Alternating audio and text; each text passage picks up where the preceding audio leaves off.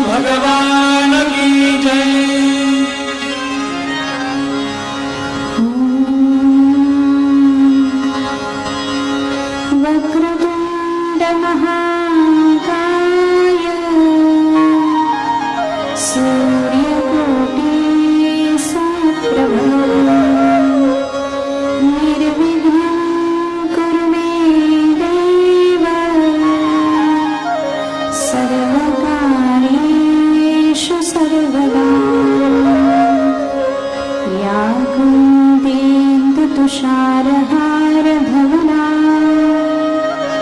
या शुभ्रवस्त्रावृता या वीणावरदण्डमण्डितकरा या श्वेतपद्मासना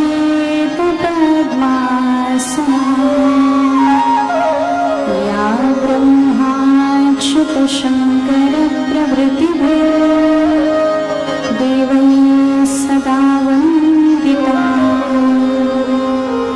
सा मां पातु सरस्वती भगवती निःशेषजाड्यापहा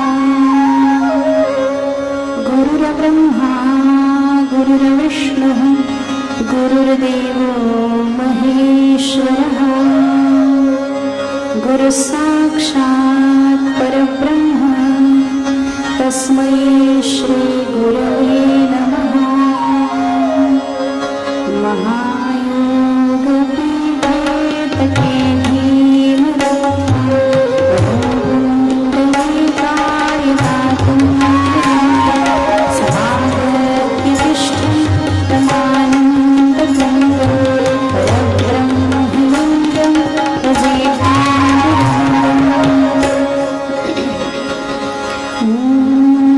योऽन्तः प्रविश्य मम वाचमिमां प्रसुप्ता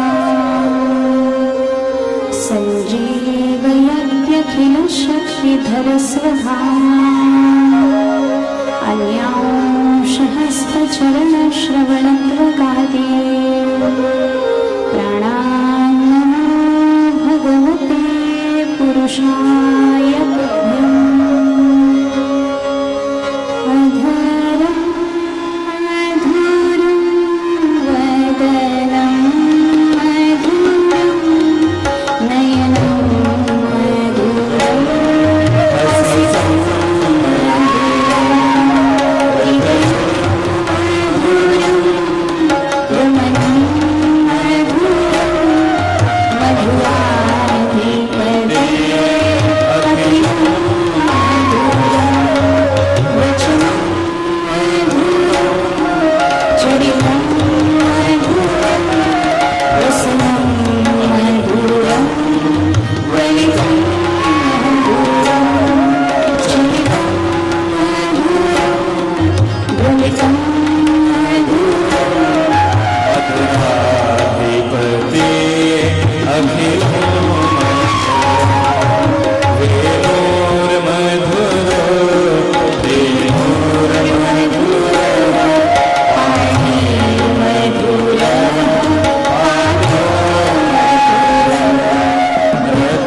मधुरं सत्यं मधुरं मधुराधिपते अखिलं मधुरं दीपं मधुरं पीतं मधुरं बुद्धं मधुरं सुखं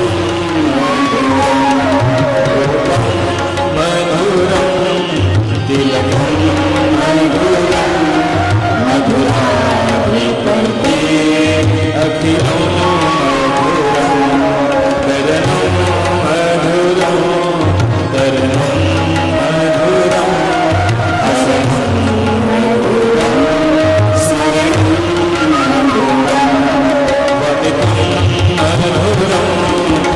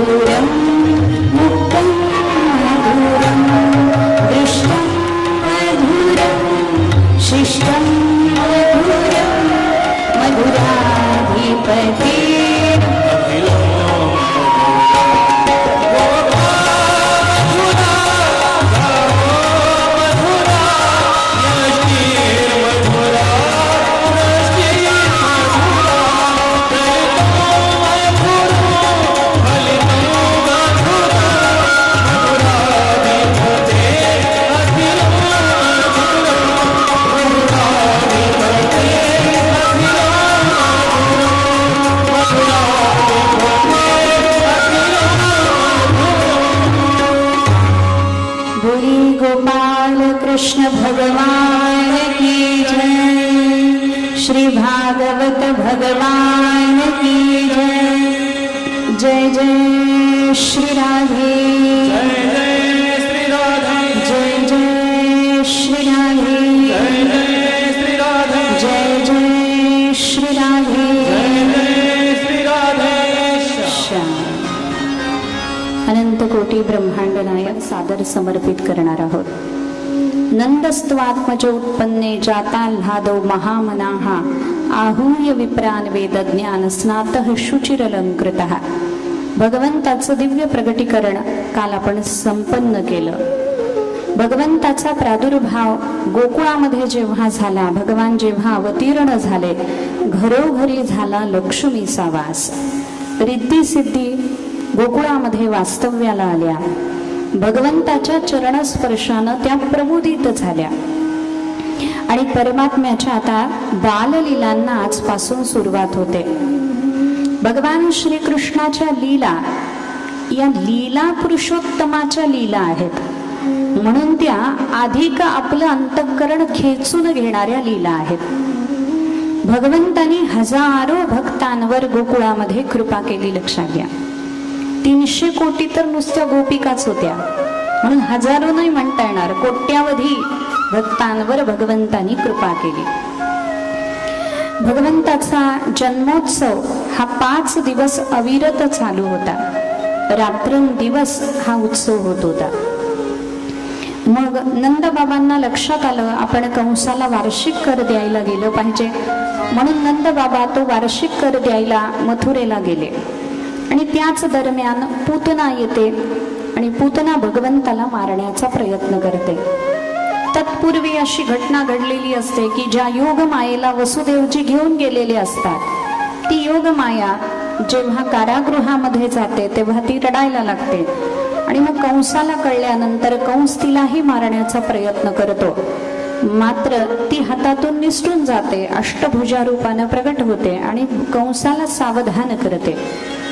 ज्याच्यासाठी तू एवढा कडक बंदोबस्त ठेवलास तो तुझ्या हातातून सुटलेला आहे आणि तुझा शत्रू जन्माला आलेला आहे आणि तो वाढतो आहे। मग कंसानं सर्व असुरांना बोलवलं, त्यामध्ये पहिल्यांदा पूतनेला कंसानं भगवंताकडे पाठवलं। पूतना अविद्येचं प्रतीक आहे। भगवत चरणाजवळ गेल्यानंतर भगवंताची कृपा खरोखरच होते। हे कधी समजावं, जेव्हा आपल्याला आपल्या अज्ञानाचं ज्ञान व्हायला लागतं, आपली अविद्या आपल्याला समजायला लागते। आपल्या अज्ञानाचं ज्ञान होणं सुद्धा आवश्यक आहे, खूप आवश्यक आहे। ज्याला असं वाटतं ना मला सर्व काही कळतं, त्याला काहीच कळत नाही, लक्षात घ्या, आयुष्यभर। म्हणून आपल्या अज्ञानाचा स्वीकार करता आला पाहिजे आणि कुठंतरी आपण नतमस्तक व्हायला शिकलं पाहिजे। जो भगवंताजवळ जातो, सद्गुरूकडे जातो आणि सद्गुरूला सांगतो की मी अज्ञानी आहे, मला ज्ञानी व्हायचंय। ज्ञानी म्हणजे शब्दज्ञानी व्हायचं नाहीये, मला अपरोक्षानुभूती घ्यायची आहे भगवत स्वरूपाची, तर तुम्ही माझ्यावर कृपा करा, अशी सद्गुरूला भगवंताला प्रार्थना केली पाहिजे। मग भगवत चरणाजवळ गेल्यानंतर जेव्हा आपल्याला समजायला लागतं की आपण अज्ञानी आहोत, तेव्हा भगवंताच्या कृपेला प्रारंभ झालेला असतो, लक्षात घ्या। म्हणून पूतना आहे अविद्या आणि त्या अविद्येचा नाश परमात्मा करतात, म्हणून पूतनेला परमात्म्याने मारलं। नंतर छकटासूर नावाचा एक असुर भगवंताला मारायला आला। तो कोणत्याही रूपात नव्हता, विदेह अवस्थेमध्ये, म्हणजे त्याला देहच नव्हता असा तो होता। आणि एके दिवशी असं झालं, म्हणे भगवंतानी कूस बदलली। कूस बदलल्याबरोबर गोकुळामध्ये भगवंताच्या प्रत्येक क्रियेचा महोत्सव होत होता। कूस बदलल्यावर असं वाटलं यशोदा मैयाला आजही उत्सव करूया, म्हणून सगळ्या गोपिकांना बोलवलं आणि गोपिका यायला लागल्या। मग प्रत्येक गोपी भगवंताकडे जायची, भगवंताचं चुंबन घ्यायची, भगवंताशी बोलायची। आता गोपिकांची संख्या काही कमी नाहीये। भगवंताला झोप यायला लागली हे मैयानं लक्षात घेतलं, म्हणे या गोपींना काही सांगता येणार नाही, त्या भगवंताला सतत त्रास देत राहतील, म्हणून देवाला असं लांब कुठंतरी नेऊन झोपू, असा मैयानं विचार केला. छोट्याशा परमात्म्याला मैयानं घेतलं, अंगणामध्ये आली, एक छकडा बांधलेला होता तिथं. त्या छकड्याच्या खाली झोळी बांधली आणि त्या झोळीमध्ये भगवंताला टाकलं. म्हणे इथं शांतपणे परमात्मा झोपतील. जवळ मुलं खेळत होती, त्यांना सांगितलं याच्याकडे लक्ष द्या म्हणे, माझा नीलमणी जेव्हा उठेल तेव्हा मला सांगा. मुलांनी सांगितलं ठीक आहे. आणि मग परमात्मा त्या झोळीमध्ये शांत झोपलेले आणि तो छकटासूर जो आहे तो त्या छकड्यामध्ये प्रवेश करायला लागला. त्यानं त्याच्यामध्ये प्रवेश केला आणि त्यानं विचार केला की आपण वेगळं काही करायला नको, या छकड्याला आपण दाब देऊ, म्हणजे हा छकडा जमिनीमध्ये रुतेल आणि भगवंताला जमिनीमध्ये गाडून टाकू, असा त्यानं विचार केला. म्हणून त्याने आपली सगळी शक्ती लावली आणि त्याचे ते चाक आहेत छकड्याचे, ते खाली खाली जमिनीमध्ये रुतायला लागले. जसे ते चाक खाली रुतायला लागले, भगवंताला जाग आली आणि जाग आल्यानंतर परमात्मा रडायला लागले. आता रडताना काही सहज रडत नसतात लहान मुलं, पाय आपटतात, हात आपटतात, असं रडायला लागले. आणि रडता रडता भगवंताचा छोटासा श्रीचरण त्या छकड्याला भगवंताने लावला आणि अशी एक लाथ मारली की छकडा उलटून पडला. परमात्मा मात्र तसेच राहिले, पण छकड्यामध्ये असणारा छकटासूर त्याचा उद्धार भगवंतानी करून टाकला. छकटासुराचा उद्धार झाला आणि प्रचंड आवाज झाला छकड्याचा. मैया धावत धावत आली, सगळ्या गोपिका धावत धावत आल्या, भगवंताला उचललं. मैयाने जवळ खेळणाऱ्या मुलांना विचारलं, म्हणे वादळ आलं नाही, वारा आला नाही, छकडा कसा उलटून पडला? लहान मुलं खरंच बोलत असतात.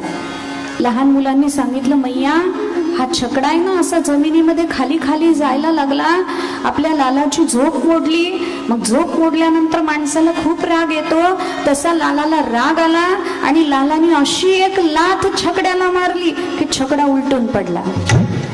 आता मैयाला हे सांगितलं, पण कोणत्या आईला खरं वाटेल की माझ्या लालाच्या पायानं छकडा उलटून पडेल? खरं वाटलं नाही. मग यशोदा मैया त्या मुलांकडे गेली, कान धरला, जोरात पिळला आणि म्हणायला लागली, काय रे खोटं बोलता?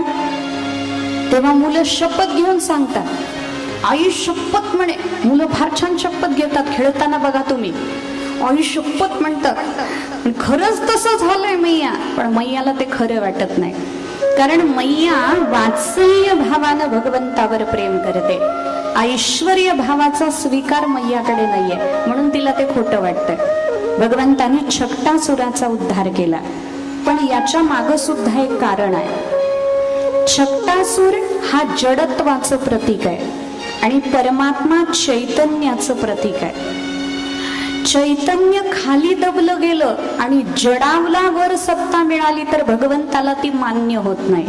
म्हणून भगवान जे असतात जडवादाचा विध्वंस करून टाकतात, त्या जडत्वाला घालवतात आणि चैतन्यत्वाला फुलवतात. म्हणून भगवंतानी त्या छकटासुराचा उद्धार करून टाकला. त्यानंतर एकदा असं झालं म्हणे की मैया भगवंताला अशी मांडीवर घेऊन बसलेली आहे आणि परमात्मा दूध पितायत मैयाचं. मैयाचा अधिकार एवढा मोठा होता, पृथ्वी ज्यानी तृप्त केली त्यासी यशोदा भोजन घाली. पृथ्वीला तृप्त करणारा जो आहे त्याला यशोदा मैया भोजन घालते, त्याला यशोदा मैया तृप्त करते. आणि मैया लालाला दूध पाजते आणि मग दूध वगैरे पिऊन झालं, खेळवायला लागली. खेळता खेळता खेळता भगवंताच्या लक्षात आलं की मामाने अजून एक खेळणं पाठवलंय. ते खेळणं आलं होतं तृणावर्ताच्या रूपानं. तृणावर्त निघाला होता आता गोकुळावर स्वारी करायला. प्रचंड वादळाच्या रूपानं तो येणार होता. भगवंताला उचलून न्यायचं आणि मथुरेत नेऊन भगवंताला मारून टाकायचं, असा तृणावर्ताने विचार केला. मग आता भगवंताच्या लक्षात आलं की तृणावर्त आपल्याकडे येणार आहे, तर त्याच्यावर जे शस्त्र आपल्याला वापरायचं आहे ते शस्त्र योग्य काम करतंय का नाही ह्याची आधी परीक्षा केली गेली पाहिजे की नाही. नाहीतर लढायला गेलो आणि तलवार काढली बाहेर, तिला लागलेला असला गंज, मग काय उपयोग आहे? बंदूक काढली आणि त्यात गोळ्याच नसल्या, आधी चेक करावं लागेल की नाही साधन, की ते व्यवस्थित आहे की नाही. म्हणून भगवंतानी काय केलं, तृणावर्तावर जो प्रयोग करायचा होता तो आधी मैयावर करून पाहिला. मैया भगवंताला मांडीवर घेऊन बसलेली आहे आणि एकाएकी परमात्मा जड झाले.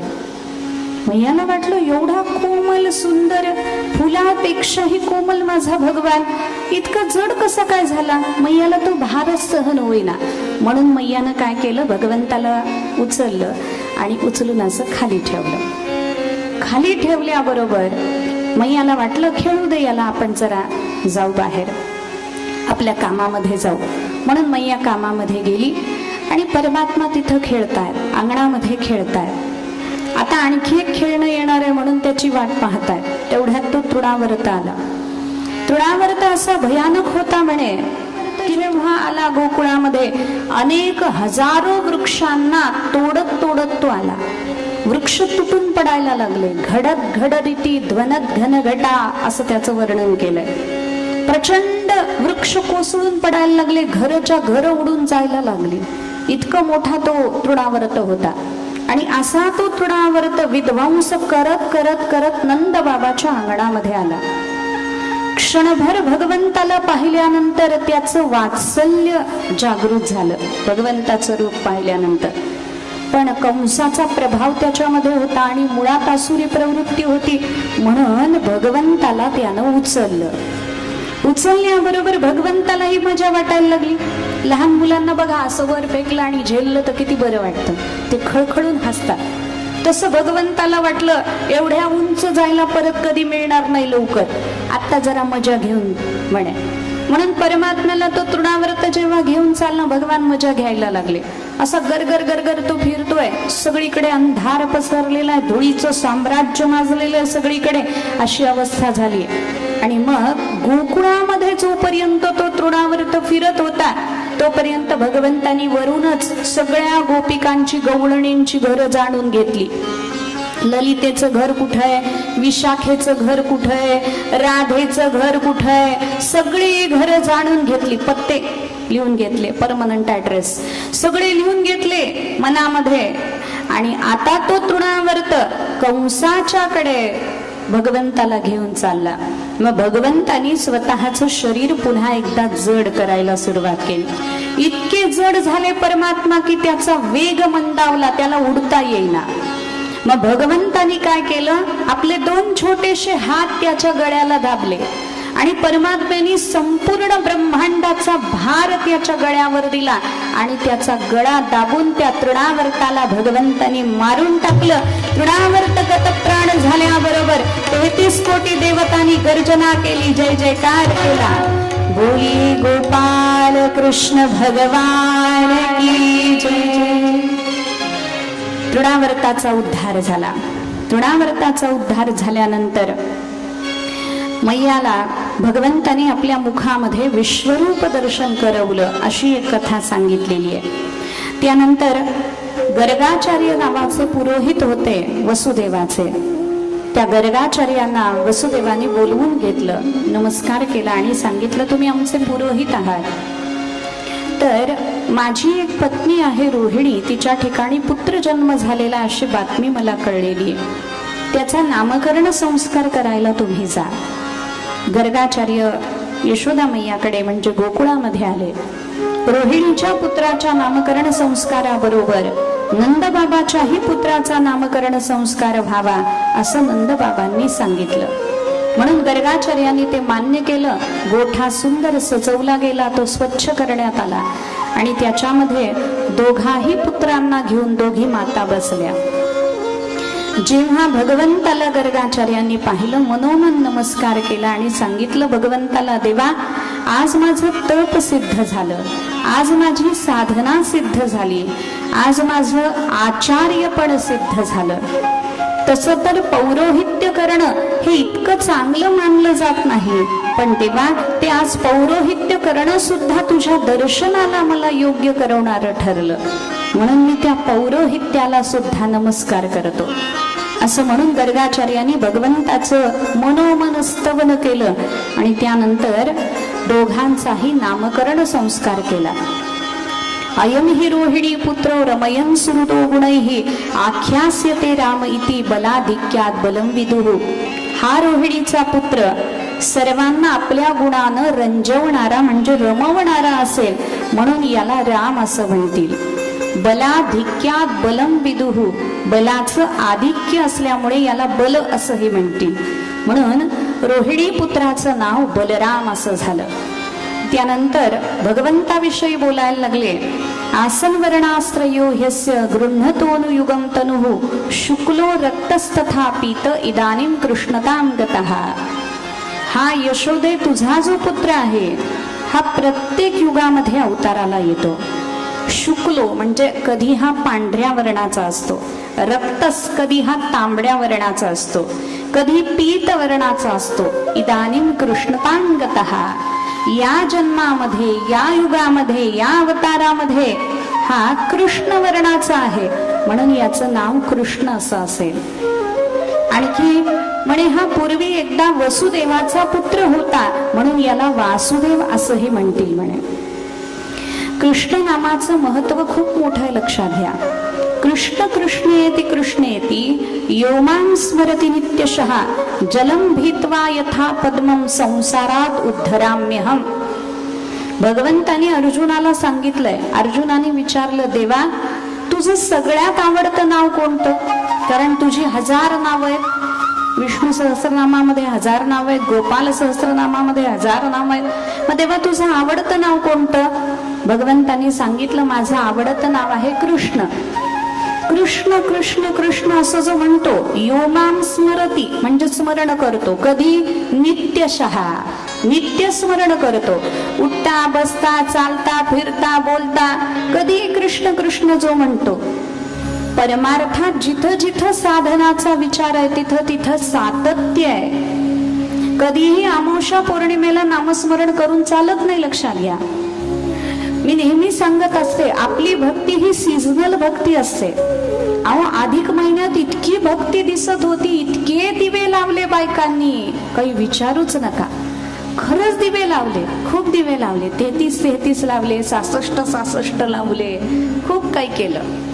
पण अधिक महिना संपला की लगेच भक्ती विसर्जित झाली, गणपती बाप्पा सारखी. श्रावण महिना संपला की लगेच भगवान शंकराची मंदिरं उसाड पडायला लागतात, अशी अवस्था होते. म्हणून असं नाहीये, जिथं जिथं साधना सांगितली तिथं तिथं सातत्य आहे. सातत्य फार महत्वाचं आहे. आपण देवासमोर दिवा लावतो, तिन्ही सांजेला दिवा लावावा ही आपली संस्कृती आहे, ही आपली परंपरा आहे. बघा तुम्ही आपल्या वाडवडिलांना, आपल्या आईला, आपल्या आजीला अविरतीनं जेवढे वर्ष ती होती तोपर्यंत अविरतीनं देवासमोर दिवा लावलेला आहे. हे सातत्य आहे. जोपर्यंत आपण आहोत आपल्या घरासमोर रांगोळी काढली गेली पाहिजे, हे सातत्य आहे. जसं संसारात सातत्य चालतं. आता चपात्या करायच्या, करून करून करून पोळी करायची प्रॅक्टिस होते, मग त्या सुंदर होतात, काठ त्याचे व्यवस्थित होतात. पोळी कशी करायची याचं सुद्धा शास्त्र आहे. शास्त्र आहे की नाही? कणिक चांगलं मळलं गेलं पाहिजे, अधिक पाणी झालं तर ते पातळ होतं आणि ते असं चांगलं तिंबलं गेलं पाहिजे, नाही तर त्याच्यामध्ये गाठी होतात आणि मग ती पोळी चांगली लाटली जात नाही. सुंदर मऊ ते कणिक झालं पाहिजे, मग त्याचे गोळे असे सुंदर काढता आले पाहिजे. नाही तर असे गोळे काढून घेतले आणि त्याला एक एवढाच, याला काही अर्थ नाही. असे एका आकाराचे सुंदर ते असले पाहिजे, मग ती लाटता आली पाहिजे. आमची आई सांगायची त्याच्या पोटात तेल घालावं म्हणजे पोळी फुगते. पोटात तेल घालावं, ते आम्ही लहानपणी लक्षात ठेवायचं. मग ते बरोबर घडी करायची ती व्यवस्थित आणि ती लाटायची. ती जास्त दाबली तर ती फुगत नाही, ती अशी अलगद दाबली गेली पाहिजे म्हणजे ती फुगते. याच्यावरून तुम्हाला लक्षात येत असेल की मला करता येतं थोडंफार नाही, चांगलं येतं, आवडतंय, मला सगळं आवडतं. घर आवरायला आवडतं, सुंदर सुंदर रांगोळी काढायला आवडते, सगळं आवडतं. असं काही नाहीये की व्यासपीठावर बसलं म्हणजे काहीच करायचं नाही. मला खूप आवडतं. सगळ्या गोष्टी ज्या सामान्यांना आवडतात त्या सगळ्याच आवडतात. मला माझ्या भगवंताला सजवायला आवडतं. मला चांगल्या प्रकारचे कपडे शिवता येतात, भगवंताचे ड्रेस चांगल्या प्रकारचे शिवता येतात. म्हणून फार काही नाही, पण मी सगळ्या गोष्टीचा आनंद घेते. भगवंतानी जे जे आपल्याला दिलेलं आहे कला कौशल्य, ते भगवंतासाठी कसं वापरता येईल याचा मी पुरेपूर जगण्याचा आनंद घेते. नुसतं सांगत नाही बरं, कारण नुसतं सांगणं हे परमार्थिक माणसाचं कामच नाहीये. आधी केले मग सांगितले. म्हणून चांगला स्वयंपाक करता येतो. कधी या जेवायला, नक्कीच जेवायला घालू शकते, काही अडचण नाही त्याच्यामध्ये. मग ती पोळी अशी सुंदर लाटली गेली पाहिजे, त्याच्यामध्ये सातत्य असलं तर ती पोळी आणखी सुंदर होते. मग संसारात जर सातत्य लागत असेल तर परमार्थामध्ये सातत्य लागणार नाही का? परमार्थामध्येही सातत्य लागतं. याकरता जिथं जिथं गीतेमध्ये साधनाचा विचार आला तिथं तिथं सातत्याचा विचार आला. अनन्य चेता सततम सततम कीर्तयन्तो माम तस्मादसक्त सततम. कर्माचा विचार आला तिथं सातत्य आलं, भक्तीचा विचार आला तिथं सातत्य आलं. तर हे साधन केलं, थोडे दिवस केलं आणि ते सोडून दिलं असं नाही व्हायला पाहिजे. त्याच्यामध्ये सातत्य असलं की ते आपोआप आपल्याला फलद्रूप होत असतं. लक्षात घ्या, ते फलद्रूप होण्यासाठी लक्षात घ्या, ज्या दिवशी आपण माळ हातामध्ये घेतो आणि नामस्मरण करायला लागतो त्या दिवशीपासून आपल्या पारमार्थिक उन्नतीची सुरुवात झालेली असते. पण आधी पापाचे खड्डे सगळे भरत असतात आणि मग ते नामस्मरणानं आपल्यामध्ये तेज उत्पन्न होत असतं. लक्षात घ्या, आपल्याला जरी ते दिसत नसलं तरी त्याचा परिणाम होतोय. तो संतांना दिसतो, तो भगवंताला दिसतो. म्हणून ज्या दिवशी आणि ज्या क्षणाला जेवढी नावं झाली तेवढं आपली पारमार्थिक उन्नती व्हायला लागलेली आहे, होतीये आणि होणार आहे, हे लक्षात घेतलं पाहिजे. याकरता भगवान अर्जुनाला सांगतात, कृष्ण कृष्णेती कृष्णेती योमाम स्मरती नित्यशः. जो मला नित्य असं कृष्ण कृष्ण कृष्ण म्हणून माझं स्मरण करतो त्याला मी काय करतो? जलम भीत्वा यथा पद्मम. ज्याप्रमाणे जलाचा भेद करून कमळ बाहेर येतं तसं संसारात उद्धराम्यहम. त्याला संसारातून मी उद्धरून नेतो. म्हणून विनोदानं, पाखंडानं, मूर्खतेनं, लोभानं कसं का होईना देवाचं नाव घेतलं पाहिजे. मृत्यूकाल उपस्थित झाल्यावर हे कृष्ण मी आपल्याला नमस्कार करतो असं जर एखाद्याच्या मुखातून शब्द निघाले तर भगवान म्हणतात मी त्याला अविनाशी पद प्रदान करतो. कोणत्याही अपवित्र जागी एखाद्याचा मृत्यू झाला पण त्याच्या गळ्यामध्ये तुळशीची माळ असेल आणि त्यानं कृष्ण नामाची दीक्षा घेतलेली असेल तर त्याला सुद्धा मी सद्गती देतो असं भगवान म्हणतात. दर्शनान मम भक्तानां मृत्युमाप्नोति यः क्वचित विनामत्स्मरणात् पुत्र मुक्तिमेति स मानवः. भगवंतांनी आणखी पुढे जाऊन सांगितलं, म्हणजे एखाद्यानं माझं नाव घेतलं नाही पण माझ्या भक्ताचं दर्शन करून एखाद्याला मृत्यू आला, मृत्यू यायची वेळ आहे आणि एखाद्या भक्ताचं दर्शन सहज घडलं तर म्हणे माझ्या स्मरणाशिवाय मी त्याला मोक्ष देतो. अशा माझ्या भक्तांचा सुद्धा महिमा आहे म्हणे. याकरता अर्जुना पापग्नीला घाबरण्याची गरज नाही. त्या सर्वापासून मी तुझं संरक्षण करेन. फक्त तू कृष्ण कृष्ण कृष्ण असं म्हणायला सुरुवात कर. मनुष्याला कृष्ण नामासारखी दुसरी औषधी नाहीये असं भगवान अर्जुनाला सांगतात. कृष्ण नामासारखं दुसरं औषध नाहीये, कृष्ण नामासारखी दुसरी गती नाहीये किंवा कृष्ण नामाशिवाय दुसरी कोणती गती नाहीये. न गतिर्मानवानांच श्रीकृष्ण स्मरणं विना. भगवंताच्या स्मरणाशिवाय सोपं साधन दुसरं कोणतं नाहीये. भवरुगावरी दिव्य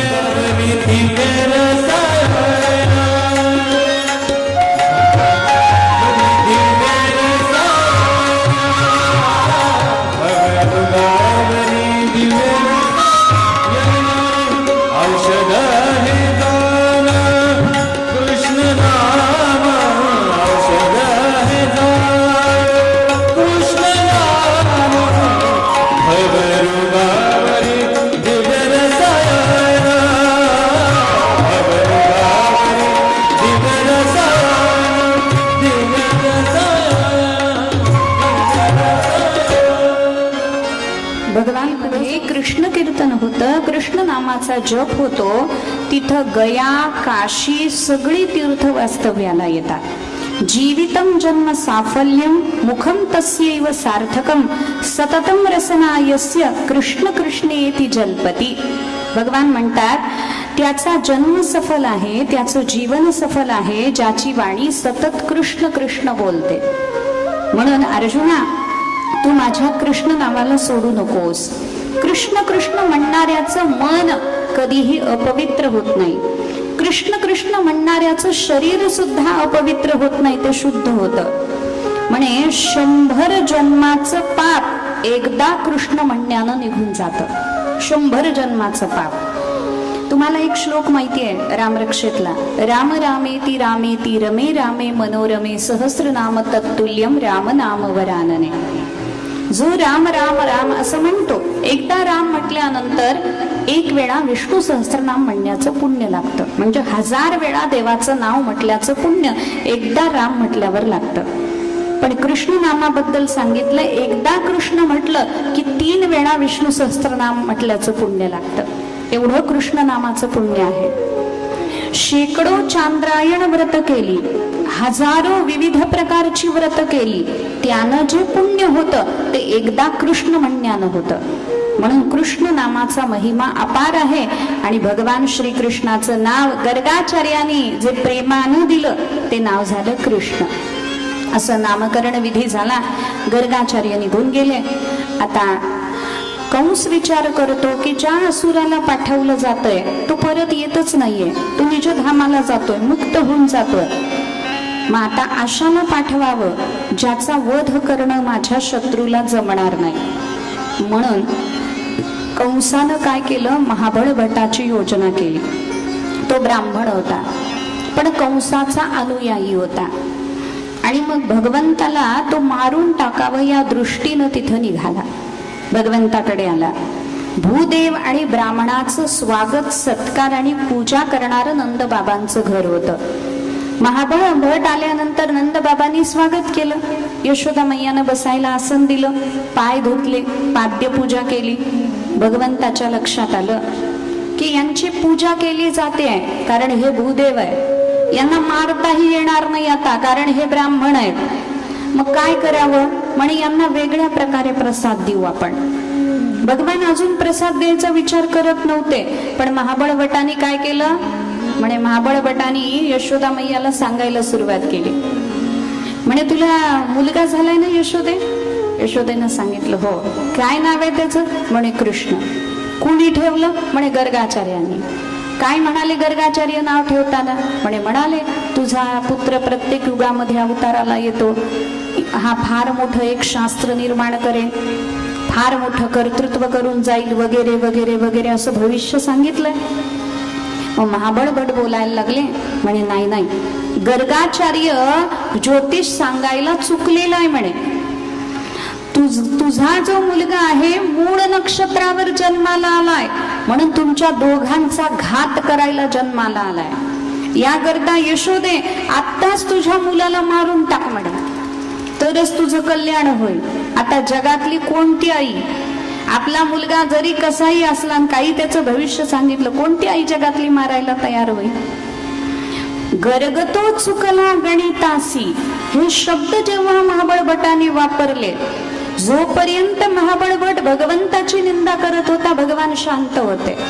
पण गर्गतो चुकला गणितासी म्हणून गर्गाचार्यांची जेव्हा निंदा महाबळ भटाने केली तेव्हा मात्र भगवान संतापले. यशोदा मैया म्हणाली, भूदेवा थोडासा शिधा घेऊन जावा, तुम्ही सांगितलं ते मी ऐकलेलं आहे, थोडासा शिधा घेऊन येते मग तुम्ही जा. महाबळ भट तिथंच बसला. म्हणे एकांतातच आपल्याला याला भेटायचं होतं कंसाच्या शत्रूला. आणि यशोदा मैया आतमध्ये गेल्याबरोबर भगवंतांनी पंचमहाभूतांना आज्ञा केली. आणि पंचमहाभूतांना आज्ञा केल्याबरोबर जे पाटे वरवंटे घरामध्ये जे जे काही होतं ते उठून यायला लागलं आणि ते महाबळ भटाच्या डोक्यात बसायला लागलं. डोक्यात कमरेत सगळीकडे मार बसायला लागला. म्हणे जानवे तुटले पंचांग फाटले धोतरही गळाले तुटले पंचांग फाटले धोतर गळाले धोतर गळाले जानवे तुटले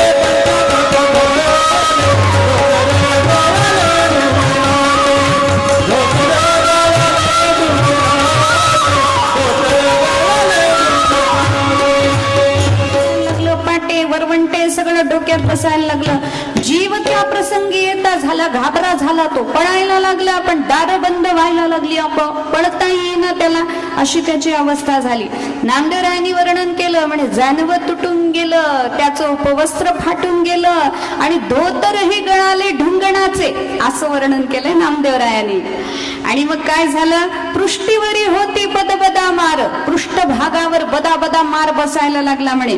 तेथून सत्वर पळता झाला, मग तेथून पळून निघून गेला. ब्राह्मणाला मारू नये म्हणून भगवंतानी अशी त्याची फजिती केली. ती महाबळ भटाची कथा नामदेवरायांनी वर्णन केली आहे. त्यानंतर आता भगवंताचा बाल रूपामध्ये अवतार झालेला आहे, हे सगळ्या विश्वामध्ये समजलेलं होतं. देवी देवता सगळे भगवंताचं दर्शन करायला येत होते. आणि एकदा भोले बाबांना ही इच्छा झाली, आपणही जावं आणि भगवंताचं दर्शन करावं. म्हणून नारदांना सांगितलं, नारदजी आम्ही जाणार आहे म्हणे भगवंताचं दर्शन करायला, बालरूप हे आमचं आराध्याचं रूप आहे, म्हणून देवाचं दर्शन करायला जाणार आहे. तेव्हा नारदांनी सांगितलं, देवा जावा, पण या वेशात जाऊ नका बरं, ते साप ते सगळं तुमचं व्याघ्रांबर जटा वल्कल असल्यात जाऊ नका म्हणे. मग कसं जाऊ, संन्यासाचा वेश धारण करून जावा. मग भोले बाबांनी कैलासामध्ये संन्यासाचा वेश धारण केला, हातामध्ये झोळी घेतली आणि खडावा पायामध्ये घालून भोले बाबा निघाले. एक जोगी आयो रे तेरे द्वार, दिखा दे मुख लाल का. एक जोगी आयो रे तेरे द्वार, दिखा दे मुख लाल का. एक जोगी आयो रे तेरे द्वार, दिखा दे मुख लाल का. तेरे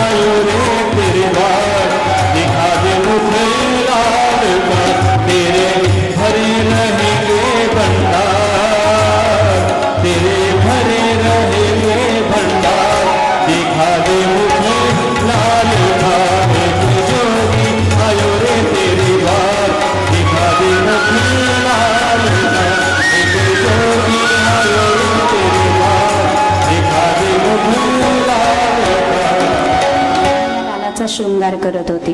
छोटे छोट्या माळा घातल्या होत्या, छोटे छोटे हातामध्ये कंगण घातलेले होते, सुंदर असा तिलक लावलेला होता, काजळ घेतलेलं होतं, ते कानाच्या माग इथं डोक्याच्या जवळ लावत होती.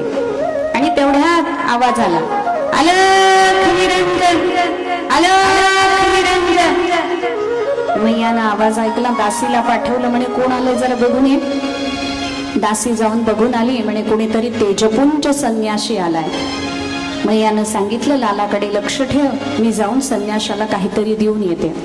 हातामध्ये शिधा वगैरे घेतला, दक्षिणा घेतली, वस्त्र घेतली मैयानं, आणि मैया भगवान शंकराकडे ते द्यायला आली. ते पाहिलं सगळं आणि सांगितलं भगवान शंकराने, तू देतेस मैया, मी ते घेईन, पण मला आज एका वेगळ्या भिक्षेची अपेक्षा आहे. काय हवंय म्हणे बाबा तुम्हाला. तेव्हा भगवान शंकरांनी सांगितलं, मला तुझ्या लालाला बघायचंय म्हणे, तुझ्या लालाचं दर्शन मला करायचंय. तेव्हा मैया सांगायला लागली, बाबा त्याच्यावर अनेक संकट आली, म्हणून मी आता कोणत्याही अपरिचित माणसाकडे त्याला देत नाही, त्याला अपरिचित माणसाजवळ घेऊन जात नाही. तेव्हा भगवान शंकर बोलायला लागले, आम्ही अपरिचित नाहीये, मी ओळखतो त्याला. मैया हसायला लागली, म्हणे बाबा आत्ता तर माझं पोरग झालं म्हणे, एवढं छोटस आहे ते, तुम्ही कसे काय ओळखता त्याला? आणि मग यशोदा मैया काही लालाला दाखवायला तयार नाही. भगवान शंकर अस्वस्थ झाले आणि मनामध्ये डोळे बंद करून भगवंताचं स्मरण केलं आणि सांगितलं, देवा अहो गोकुळातल्या गायींना तुमचं दर्शन होतंय, गोकुळातल्या गोपिकांना तुमचं दर्शन होतंय, आणि कैलासावरून आम्ही येऊन आम्हाला तुमचं दर्शन होत नाही. आमच्यावर कृपा करा देवा, तुमचं दर्शन करून द्या. मग भगवंतानी योगमायेला प्रेरणा दिली आणि योगमाया पौर्णमासी देवीचं रूप धारण करून काठी टेकत टेकत तिथे आली, म्हातारीचं रूप धारण करून. आणि जसं यशोदा मैया समोर आहे आणि भगवान शंकरही आहेत, पौर्णमासी आली, जशी आली तशी भगवान शंकरांना नमस्कार करायला लागली. मग यशोदा मैयाने विचारलं, तुम्ही ओळखता का या बाबांना? तेव्हा पौर्णमासीनं सांगितलं, चांगल्या प्रकारे ओळखते म्हणे यांना, हे काशी विश्वनाथाच्या मंदिरामध्ये 24 तास बसलेले असतात म्हणे, फार श्रेष्ठ आहेत म्हणे हे. यांच्या चरणाखालची धूळ जर लावली ना लालाच्या मस्तकाला, तर भूत प्रेत पिशाच लालाकडे फिरकणार सुद्धा नाहीत म्हणे. फिरकतील कसे? यांचे मित्रच आहेत ते सगळे, भूत प्रेत पिशाच. म्हणून मैया काहीच वेळ करू नकोस, लालाला घेऊन ये आणि बाबाच्या हातामध्ये देऊन टाक म्हणे भगवंताला. आता पौर्णमासीवर पूर्ण विश्वास होता यशोदा मैयाचा. यशोदा मैया आतमध्ये गेली, भगवंताला उचललं. आता श्रीहरी हराचं दर्शन करायला उत्सुक झालेले होते. मैयाने उचललं भगवंताला आणि उचलल्याबरोबर जिथं भगवान शंकर आहेत तिथे आली. लांबूनच भगवान शंकराने जेव्हा श्रीहरीला पाहिलं, भगवान श्रीकृष्णाला पाहिलं, दोन्ही डोळ्यातून अश्रू व्हायला लागले. असं गोड बालरूप, असं सुंदर बालरूप आतापर्यंत कोणत्याच अवतारामध्ये पाहिलं नव्हतं.